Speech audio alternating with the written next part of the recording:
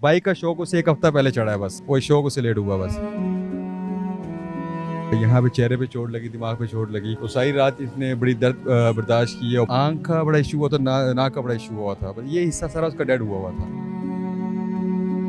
शाम 7 बजे से लेकर सुबह 7 बजे तक ये दर्द बस बर्दाश्त करता रहा। ख्वाजा नदीम सईद वाई साहब के बेटे नबील वाई साहब, उनका इंतकाल हो जाता है। रोड एक्सीडेंट होता है और उसमें उनका इंतकाल हो जाता है। हम उनकी रिहाइशगाह पर मौजूद हैं।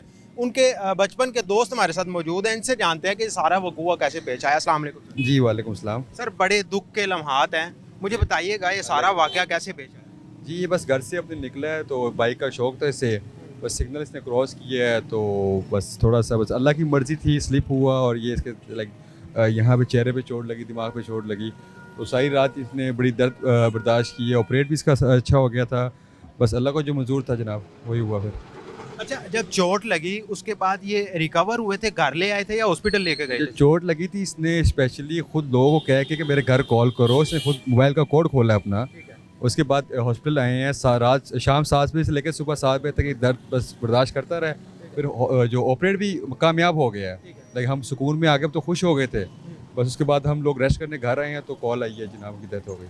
अच्छा, आवाम को क्लियर करने के लिए बता दें ये वाकया कब पेश आया और कैसे पेश आया। क्या किसी कार ने हिट किया था या खुद ब खुद गिरे थे, क्या मसला हुआ था? ये वाकया कल शाम को 6 बजे पेश आया, तो अभी कोई ऐसा नहीं पता चला कार ने हिट किया क्या हुआ है। मज़ीद तहकीकात करेंगे, क्योंकि अभी सब सदमे में हैं बड़े सारे, तो मज़ीद तहकीकात करेंगे इस बारे में इंशाल्लाह।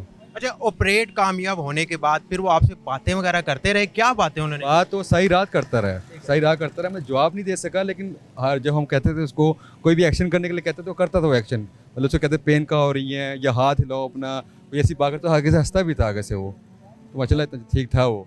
सर में चोट आई थी, किस जगह चोट? सर बिल्कुल ठीक था उसका, बिल्कुल जो हमें सबसे बड़ा डर था वो बिल्कुल ठीक था।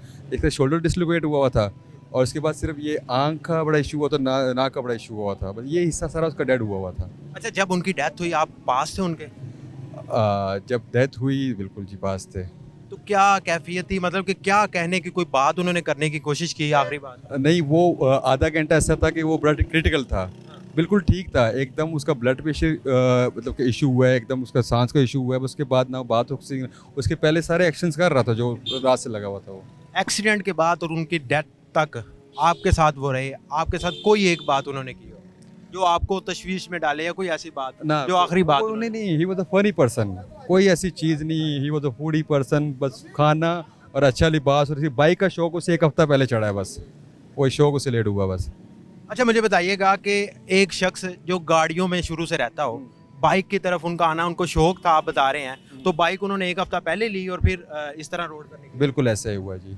बस मौत सबब बननी थी, तो इशारा जो भी होता है, तो अल्लाह हर काम में बेहतरी करता है। अल्लाह करे घर वालों को सुकून मिले, अल्लाह करे हमें सब्र मिले, सब दोस्तों को। वैसा पर्सनैलिटी थी कि दोस्तों को हर टाइम हंसाता था वो। अच्छा, आप उनके बचपन के दोस्त हैं, मुझे बताइएगा उनकी कोई ख्वाहिश या बड़े होकर ये बनना है, ऐसा बनना है, या कैसे इंसान थे वो?